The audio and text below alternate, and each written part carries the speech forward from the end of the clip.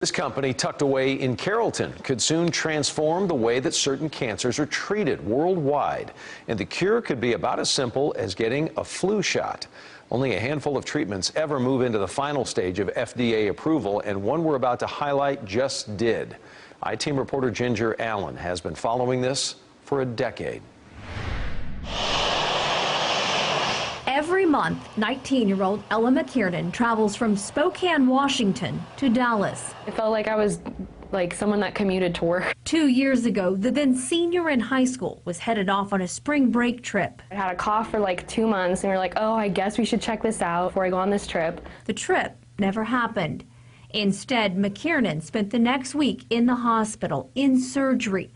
Doctors diagnosed her with Ewing sarcoma, a rare pediatric cancer in the bone or soft tissue. Her body was filled with tumors. It seemed as though traditional therapy was working, but then McKiernan relapsed. I mean, there's not like there's no hope, but it's definitely, you've got to try something because it doesn't look good. Take a deep breath. What McKiernan is trying is right here in North Texas, a personalized vaccine developed at Dallas in Carrollton.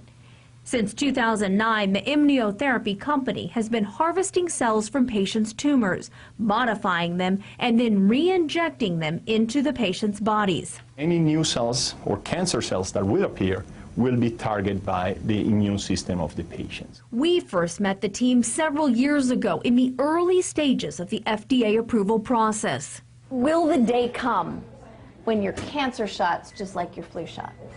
You know, that's our dream. So we can now recognize a cancer, whereas before it couldn't. And that's really what a flu shot does. Since that interview, the doctors say dozens of patients have received hundreds of doses of the immunotherapy. It was very well reviewed by the FDA, and now we have these open in 10 centers all across the country. These North Texas researchers believe this will receive FDA approval by 2020, and it will change the way many cancers are treated. For now, Ella McKiernan is going many extra miles to prove it's successful with Ewing sarcoma.